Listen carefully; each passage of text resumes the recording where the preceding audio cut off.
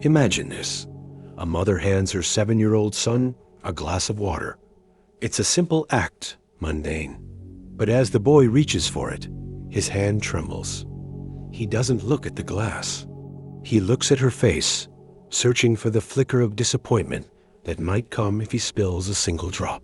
He takes it carefully, not with the confidence of a child who believes the world is his to explore, but with the quiet, coiled anxiety of a tenant walking on eggshells around a landlord. In this single moment, no lesson about money was taught.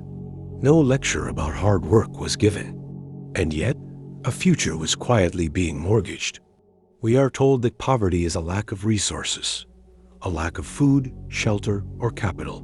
But what if the most devastating poverty isn't the emptiness of a wallet, but the architecture of a mind? There exists a silent inheritance, more potent than DNA, that passes from parent to child. It is not spoken. It is breathed. It is the chronic, unrelenting focus on scarcity. And here lies the central paradox that tears families apart. Parents who dedicate their entire existence to ensuring their child's financial stability are often the very ones engineering their psychological collapse.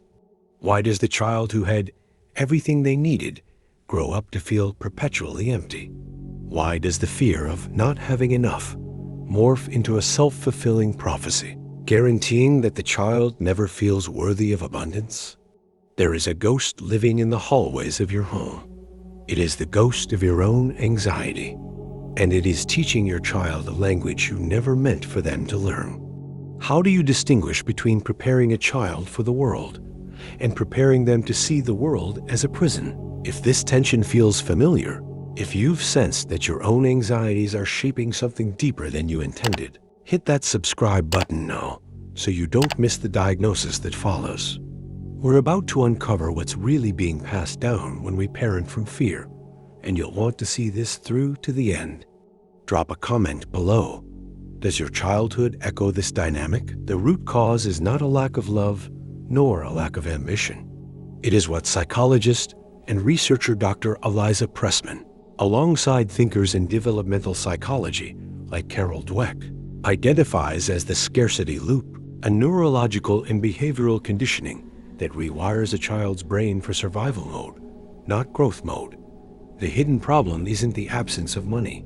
It is the constant, low-grade emotional voltage of fear surrounding money. When a parent operates from a poor mindset, a worldview defined by lack, fragility, and the terror of loss, they inadvertently train their child's amygdala to treat the world as a threat. This diagnosis cuts to the core of the parent-child dynamic. In an attempt to protect the child from hardship, the parent becomes the architect of hypervigilance. Every no uttered to a request becomes less about budgeting and more about instilling a belief that the world is a finite pie with no crumbs left for them. The psychologist exposes a fundamental human flaw: our inability to separate our own financial trauma from our parenting. We do not parent our children. We parent our own terrified inner child through them. You feel this in your own life, don't you? The knee-jerk guilt when you spend on yourself? The inability to invest in a passion project because the what if of ruin looms larger than the possibility of success. You are not simply managing money. You are reliving a generational script. This diagnosis reveals that the poor mindset is a contagion. It is not transmitted through bank statements, but through tone of voice, the furrow of a brow when a bill arrives, and the silent tension that fills a room when risk is mentioned. The child absorbs this not as a lesson in fiscal responsibility, but as a fundamental truth. The world is dangerous, and you are perpetually unsafe. The consequences are not measured in the dollars the child one day fails to earn, but in the invisible architecture of their psychology. This is the cruel trick. By raising a child in an environment of emotional scarcity, even amidst material comfort, you birth an adult who is biologically incapable of recognizing opportunity. Dr. Sendhil Mullainathan's research on scarcity reveals that when the mind is trapped in a tunnel of not enough, it literally narrows cognitive bandwidth. The child, now grown, doesn't see a career path. They see the risk of humiliation, They don't see a business venture. They see the cliff of bankruptcy. Their world becomes a series of obstacles to survive, not horizons to explore. Consider the case studies that echo through therapeutic offices nationwide. The gifted young adult who self-sabotages the promotion because they don't belong in the corner office. The talented artist who refuses to price their work fairly because who would pay that? The entrepreneur who runs a successful business into the ground because the anxiety of losing it all became so overwhelming they unconsciously made it happen. These are not failures of skill. They are the inevitable harvest of seeds planted years earlier. Seeds watered, not with encouragement, but with warnings. The stakes could not be higher. This mindset creates a self-fulfilling prophecy of limitation. It forges a personality defined by a low ceiling. The child learns that safety lies in the small, the controlled, the predictable. They become masters of surviving poverty, even when they are no longer poor, or remain utter novices at navigating abundance. You are not just raising a child. You are sculpting a relationship with risk, with self-worth, and with the concept of enough that will either become their wings or their anchor. The question hovering in the silence is this: if this is what the problem creates, what would it look like to forge something different? The consequences we just walked through are haunting because they're so invisible until they're not.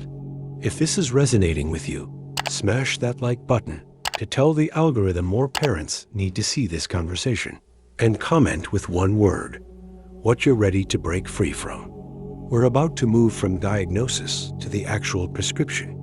You won't want to miss what comes next. The solution is radical, precisely because it feels counterintuitive to a mind wired for scarcity. You must teach your child abundance by first confronting your own terror of it. The psychologist's prescription is not a budgeting app or a stricter allowance structure. It is a fundamental rewiring of the emotional economy of your home. Dr. Eliza Pressman calls this shifting from a manager mindset to a secure base mindset. The parent trapped in poor mindset manages the child, controlling, restricting, warning. The parent who breaks the cycle becomes the secure base, a foundation of safety from which the child dares to venture into uncertainty, knowing they have a place to return to. Here is the counterintuitive strategy. You must stop trying to protect your child from failure and start showing them how to metabolize it. When the child breaks something valuable, the poor mindset screams, "Do you know how hard I worked for that?" The abundance mindset whispers, "It's just a thing." Let's see what we learn. This is the metaphor at the heart of the prescription. Treat your family's resources, emotional and financial, not as a fragile glass to be clutched so tightly it shatters, but as a muscle to be used, tested, and strengthened through deliberate exposure to risk.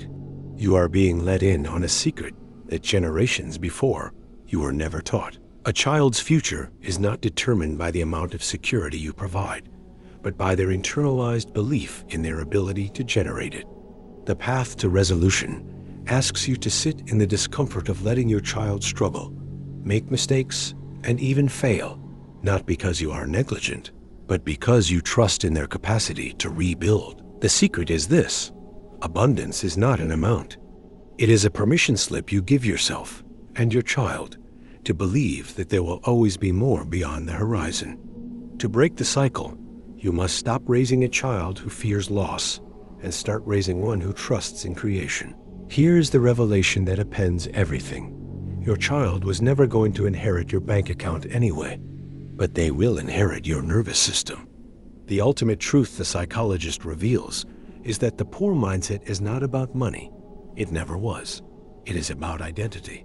It is the internalized conviction that you are fundamentally at the mercy of forces larger than yourself. And when you parent from that conviction, you do not prepare a child for the world. You prepare a child to be perpetually unprepared for anything beyond survival. The paradigm shift demanded of you is staggering in its simplicity and its difficulty. You must separate your worth from your worry. The parents who break this cycle understand a profound secret. Security is not the absence of risk, but the presence of self-trust. They realize that every moment spent warning a child about what could go wrong is a stolen opportunity to show them what could go right. The psychologist's final insight is that the opposite of a poor mindset is not wealth. It is generosity of spirit. The willingness to give your child not just resources, but the unshakable belief that they are capable of creating their own. So look at your child. Really look. Are they moving through the world like a small adult already burdened by bills they do not have, or like a creator exploring their own capacity? The inheritance you leave will not be the house or the college fund. It will be the voice inside their head when you are no longer there to speak. Will it whisper, "Be careful, you might lose it all"? Or will it echo, "You have built before. You can build again"? This is the only wealth that matters. This is the future you still have time to rewrite. The cycle ends here, not with what you give them, but with who you finally allow yourself to become in front of them.